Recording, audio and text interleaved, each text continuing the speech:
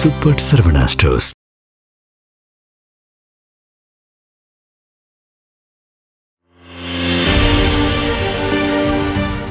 வணக்கம் சார். வணக்கம். பரபரப்பான ஒரு சூழலில் தொகுதி பங்கீடுகள் அப்படிங்கிறது ரொம்ப சூடு பிடிக்க தொடங்கியிருக்கு 2 கூட்டணி கட்சிகளிலுமே.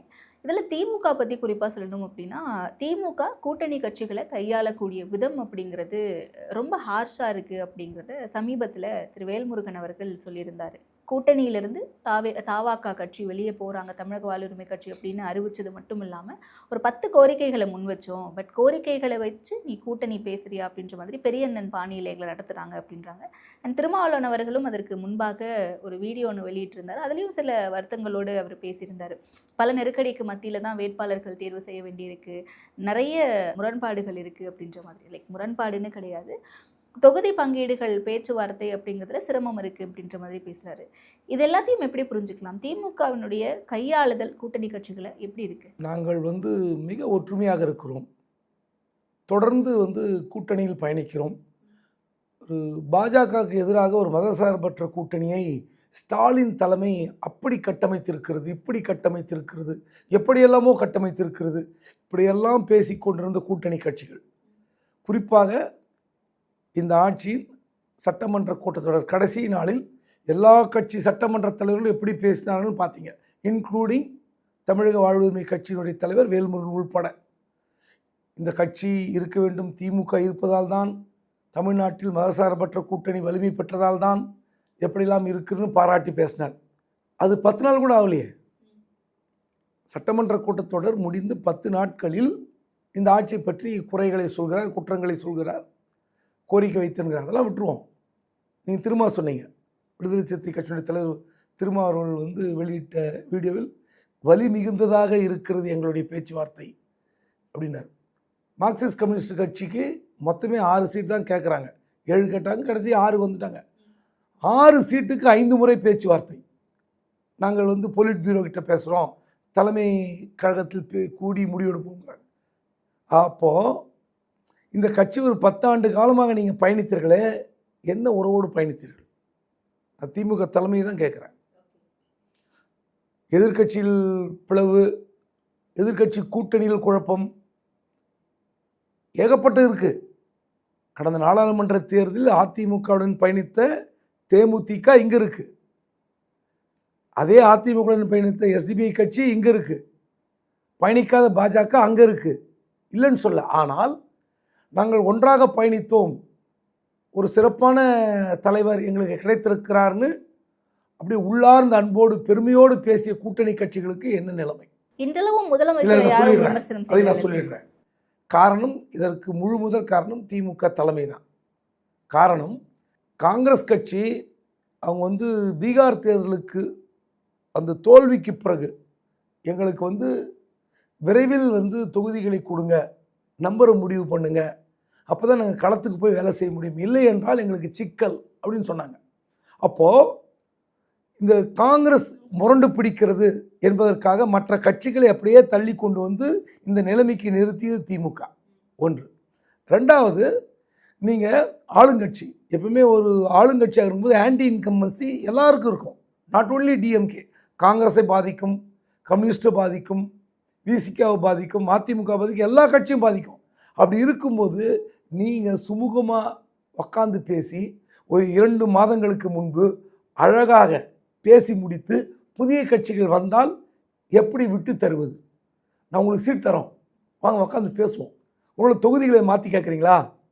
ஸ்ரீபெரும்புதூர் வேண்டாம், எக்மோர் வேணும், இல்லை மயிலம் வேணும், இல்லை திருப்போரூர் வேண்டாம், விடுதலை சிறுத்தைக்கு வேறு தொகுதி வேணும், எல்லாம் உக்காந்து பேசுவோம். ஒரு கூட்டணி கமிட்டிக்கான கூட்டத்தை போட்டு, அதான் காங்கிரஸ் வைத்து கொண்டே இருந்த கோரிக்கை, ஒரு குழு போடுங்க, பேச்சுவார்த்தை கிடையவே கிடையாது. மாநில மாநாடு, மண்டல மாநாடு, மகளிர் மாநாடு, இளைஞர் மாநாடு, இதற்கெல்லாம் எங்களுக்கு நேரம் தேவை, சட்டமன்ற கூட்டத்தொடர். ஏங்க, அது ஒரு பக்கம் இருந்துட்டு போட்டோம்.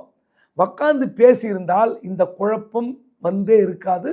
இதற்கு எல்லாமே பொறுப்பு திமுக தான். ஓகே, ஆனால் இங்கே யாருமே முதலமைச்சர் அவர்களை குற்றம் சாட்டவே இல்லை சார். எல்லாருமே கூட்டணியில் தொகுதிகள் குறைவாக கொடுத்தாலும் பரவாயில்ல, இந்த கூட்டணியில் ஸ்ட்ராங்காக இருப்போம் அப்படிங்கிறதுல ஸ்ட்ராங்காக இருக்காங்க. யாருமே இல்லையே. 5 சீட்டு மார்க்சிஸ்ட் வாங்கி போக வேண்டியதானே. டிமாண்ட் அப்படிங்கிறது வைக்க தானே சார் செய்வாங்க. இப்போ நீங்கள் தானே கேள்வி கேட்டீங்க, குறைச்சலாக இருந்தாலும் நாங்கள் வந்து ஏற்றுக்கொள்கிறோம் கூட்டினா ஒரே சீட்டில் முடிச்சிட வேண்டியதுதானே. டிமாண்ட் வைக்கிறாங்க, அதை கொடுப்பாங்க, நம்புறாங்க, கொடுக்கலன்னா அட்ஜஸ்ட் பண்ணிட்டு போற நிலைமையில தான் இருக்காங்க. ஆனா அதுக்காக கூட்டணி விட்டு வெளியே போகக்கூடிய நிலைமையில யாரும் இல்லை. கூட்டணி விட்டு போக சொல்லுங்க. ஓகே, இப்போ 5க்கும் 6க்கும் என்ன பெரிய வித்தியாசம் சொல்லுங்க? 5க்கும் 6க்கும் என்ன வித்தியாசம்? ஒரே ஒரு சீட். அப்புறம் நீங்க கடந்த முறை போட்டியிட்டதுல இருந்து நம்ம குறைச்சு போயிடக்கூடாதுன்னு நினைக்கிறாங்க. நீங்க 6 கொடுக்கறதாலும் திமுக குறைஞ்சி போக போறது இல்ல, 5 வாங்குறதாலும் மார்க்சிஸ்ட் குறைஞ்சி போக போறது இல்ல. என்னுடைய தனிப்பட்ட கருத்தை சொல்றேன். அப்படி இருக்கும்போது இதுக்கு 5 கட்ட பேச்சுவார்த்தை தேவையா என்பது என்னுடைய கேள்வி. அதுதான் திமுக முன்கூட்டியே பேசி இருக்கணும்னு சொல்றேன். மீடியாவுக்கு தீனி போடுவது திமுக தான், வேறு யாருமே கிடையாது. இதனால என்ன லாபம் திமுகவுக்கு? நீங்க புதிய கட்சி உள்ளே வந்து விட்டு காங்கிரஸை வழிக்கு கொண்டு வருவதற்காக தேமுதிக உள்ளே கொண்டு வந்தாங்க. தேமுதிகக்கு என்ன நம்பர் வேணும்னு நீங்கள் டிசைட் பண்ணீங்களோ அதை கரெக்டாக பேசியிருக்கணும். 10+1ன்னு சொல்லிட்டீங்க.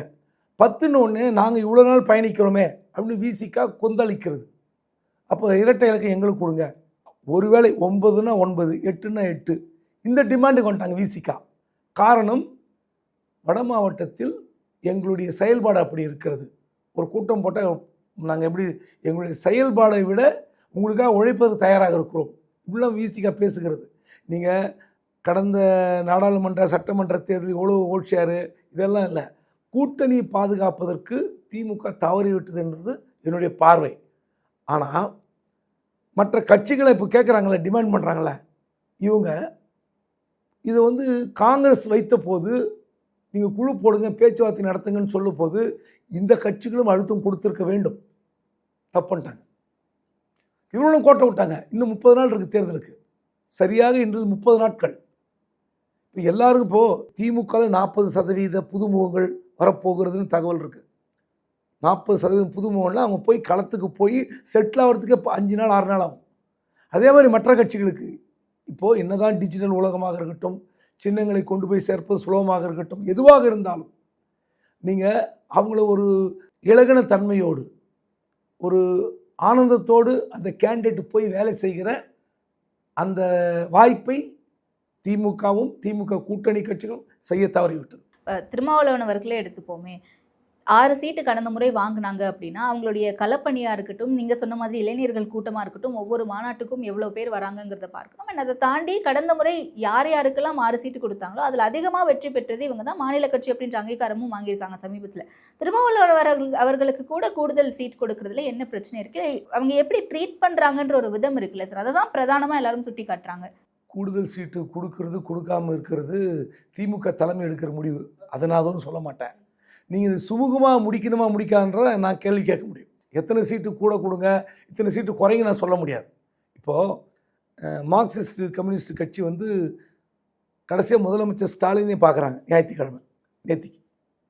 என்ன சொல்கிறாருன்னா, உங்களுக்கு 6 சீட்டு தான், 5 அல்ல. அந்த 6வது சீட்டு என்ன தெரியுங்களா? கொளத்தூர். மார்க்சிஸ்ட்டுக்கு 6, அந்த 6வது தொகுதி கொளத்தூர். வேட்பாளர் மு.க. ஸ்டாலின்ங்கிறார். ஒரு மாநில தலைவர் சண்முகம் என்ன பேசுவார்? இதில் புதுசாக இருக்குது, புது பஞ்சு டைலாக், புது ட்ரெண்டாக இருக்குது. அதாவது கம்யூனிஸ்ட் கட்சி வேட்பாளரே என்னை பாருங்கள், நான் திமுகவை பார்க்காதீங்கிறாரு. இதெல்லாம் நல்லாயிருக்கும், டைலாக் நல்லாயிருக்கும், முதலமைச்சரோடு பேசியது ரசிக்கத்தக்கதாக இருக்கும்.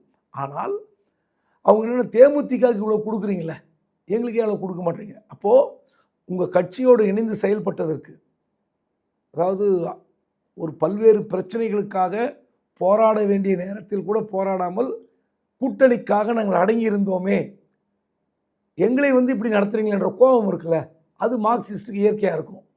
ஏன்னா எல்லா பிரச்சனைகளுக்கும் மார்க்சிஸ்ட் கம்யூனிஸ்ட் கட்சி கூட்டணி இருந்தாலும் போராடுவார்கள். நீங்கள் வந்து கூட்டணி இருக்கிறதுக்காகலாம் விட மாட்டாங்க. அப்படிப்பட்ட மார்க்சிஸ்ட் கட்சி கடந்த 5 ஆண்டு காலத்தில் ரொம்ப சட்டிலாகவே டீல் பண்ணாங்க திமுக. அந்த கோபம் இருக்க தான் செய்யும். இது சுமூகமாக முடிக்காமல் போனது 2 பக்கமும் லாஸ் இருக்குது. அது நம்ம போய் கூட கொடுங்க சொல்ல மாட்டோம், நான் சொல்லக்கூடாது, நீங்கள் சொல்லக்கூடாது. இப்போது திமுகவும் சீட்டை குறைத்து கொண்டிருக்கிறது திரும்ப வீடியோவில் போட்டிருக்கேன். மார்க்சிஸ்டுடைய மாநில தலைவர் சண்முகமும் சொல்கிறார், நாங்களும் சீட்டை குறைத்துக் கொள்கிறோம், நீங்களும் குறைத்துக் கொள்ளுங்கள் என்று முதலமைச்சரை கேட்கிறார் என்றார். ஸோ அவங்க தான் அட்ஜஸ்ட் பண்ணோம். இதில் போய் நம்ம வந்து நீங்கள் ஏங்க என்னங்க இது குறைச்சி வாங்கிக்கிங்கன்னு சொல்லக்கூடாது. ஆனால் 8 சீட்லேருந்து 5 ஆக்குனாங்கன்னா சண்டை போடலாம். இல்லை நாங்கள் 10 கேட்டோம் எங்களுக்கு 4 கொடுக்குறாங்கன்னா சண்டை போடலாம். ஒரு சீட்டில் போய் என்ன சண்டைன்னு எனக்கும் புரியல. முதலமைச்சர் அவர்கள்கிட்ட நேரடியாவே சண்முகம் அவர்களா இருக்கட்டும், திருமாவளவன் அவர்களா இருக்கட்டும், இவங்க 2 பேருக்கும் வாய்ப்பு கிடைக்குது. ஆனா மற்ற கட்சிகள் எல்லாருமே வந்து அவங்க தொகுதி பங்கீட்டுக்கான ஒரு தனி குழு அமைச்சாங்க. அந்த குழுவிட மட்டும் தான் பேசினாங்க. முதலமைச்சர் அவர்கள் பேசியுமே இப்படியான விஷயங்கள் வருது அப்படின்னா, உதாரணத்துக்கு ஆதவர்ஜுனா சமீபத்துல சொல்லியிருந்தாரு, திமுக வந்து பண்ணையார்த்தனத்தை முன்னெடுக்கிறாங்க, அட்ராசிட்டியோட டீல் பண்றாங்க விசிகாவை. திருமாவளவன் அவர்கள் எவ்வளவு பெரிய தலைவர், 5 சீட் 6 சீட் தான் கொடுப்பேன், இருந்தா இருங்க இல்லாட்டி கிளம்புங்க அப்படின்ற மாதிரி சொல்றாங்கன்னு சொல்றாரு. அப்படிதான் ட்ரீட் பண்றாங்களா திமுக? தேர்தல் நேரத்தில் இந்த குழப்பங்கள் வருங்க. இது வந்து திமுக பண்ணையார்த்தனமாக நடக்கிறதா, அதிமுக பண்ணையார்த்தனமாக நடக்கிறதாலாம் ஆராய்ச்சி பண்ணிட்டு இருக்க முடியாது. இந்த தேர்தல் நேரத்தில் மட்டும்தான் இந்த பிரச்சனை வரும். இது வந்து உங்களுக்கு வாய்ப்பு இருக்கும்போது நீங்கள் தான் வந்து அதை வந்து சரி செய்யணும். இப்போ பாருங்கள், அதிமுக இன்னைக்கு வந்து பேச்சுவார்த்தைக்கு டெல்லியிலேருந்து பியூஷ் கோயல் வரார். அந்த பேட்டி நீங்கள் பார்த்துருப்பீங்கன்னு நினைக்கிறேன், சமீபத்தில் இப்போ கொடுத்த பேட்டி. அவர் சொல்கிறாரு பாருங்கள், பேச்சுவார்த்தைக்கு டெல்லியிலிருந்து வந்தார், பேசினோம், ஒப்பந்தங்கள் முடிவானது, சீட்டு அறிவிச்சிட்டோன்றார். அப்போது எங்களை பார்த்து கேட்குறீங்க கூட்டணியில் குழப்பம்னு கேட்குறேன். திமுக கூட்டணியில் தான் குழப்பம்னு எடப்பாடி பழனிசாமி சொல்கிறார். அதிமுக எந்த அளவுக்கு நீங்கள் அங்கேயும் பல்வேறு குழப்பங்கள் இருந்தது, குழப்பம் இல்லாமல் இல்லை. அங்கே திமுக விட அதிகமான குழப்பம் வெடித்திருக்க வேண்டும். ஆனால் அப்படி இல்லை. டெல்லிக்கு போனார், டெல்லிக்கு போனது விமர்சனம் செய்தோம், நான் கூட கடுமையாக விமர்சித்திருக்கிறேன், இல்லைன்னு சொல்லலை. ஆனால் டெல்லிக்கு போனார், வந்தார், முடிஞ்சது. 27 இடங்கள் பாஜக, 11 இடங்கள் டிடிவி தினகரன் கட்சிக்கு, பாட்டாளி மக்கள் கட்சிக்கு 18. இன்று இரவே மற்ற கட்சிகளுக்கு கூட்டணி அறிவிக்கப்படும்.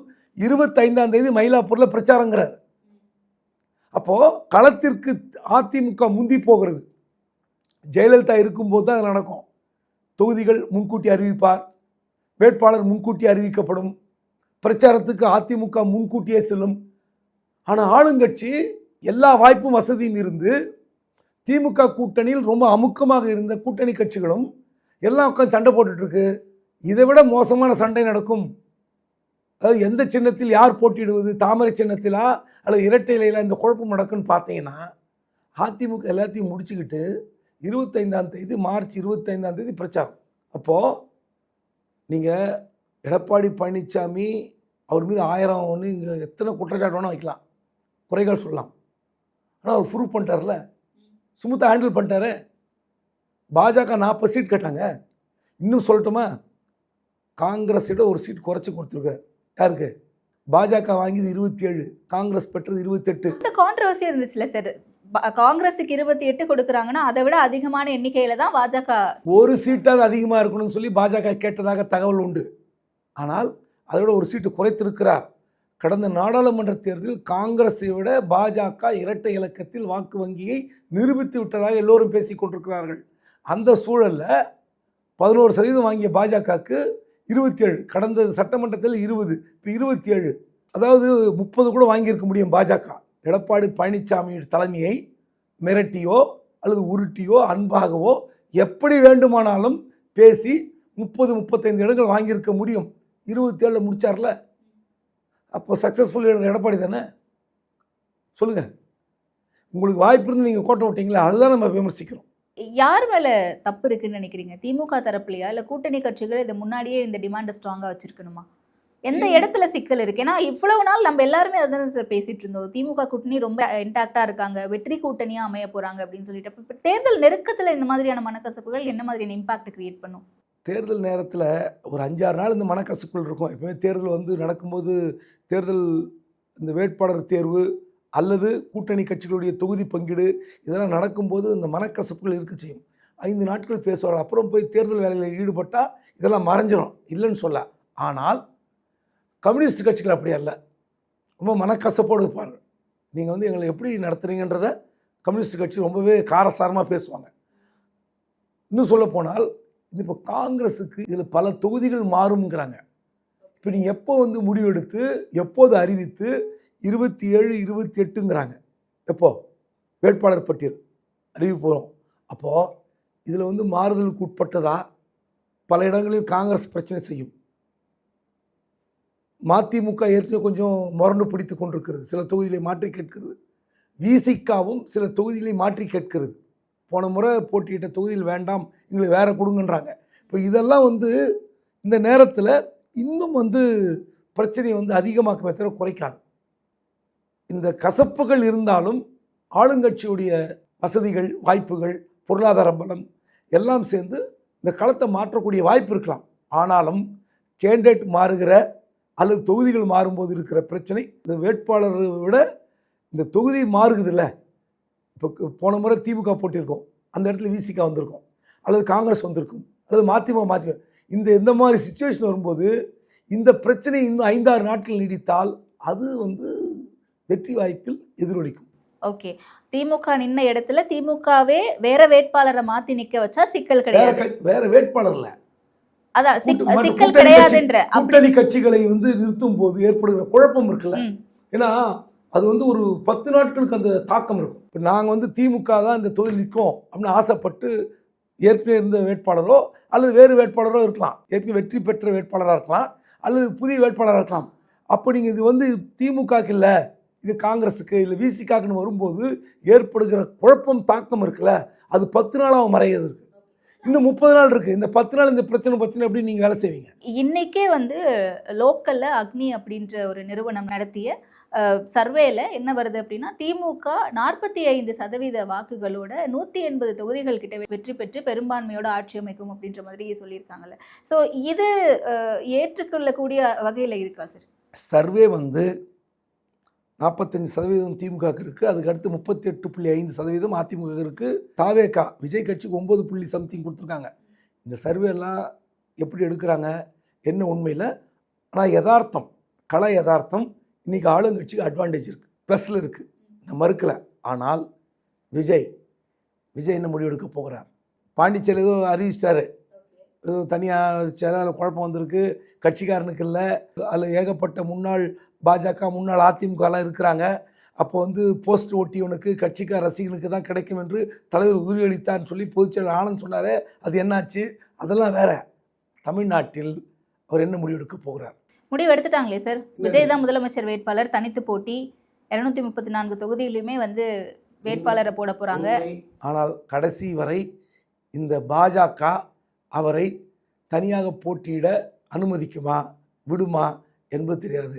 நீங்க என்டிஏ கூட்டணி நம்பர்ஸுமே வந்துருச்சே சார். இதெல்லாம் இருக்கட்டுங்க, இதெல்லாம் நடக்கும். இந்த முறை 2026 சட்டமன்ற தேர்தலில் எது வேண்டுமானால் நடக்கலாம். விஜய் வருகிறார் என்றால் ஆளுக்கு 5 தொகுதி விட்டு கொடுப்போம்னு சொல்லி மாறலாம் களம். யாரு சார் விட்டு கொடுப்பாங்க? எல்லாருமே சுயநலமா தான் வேலை செய்வாங்க.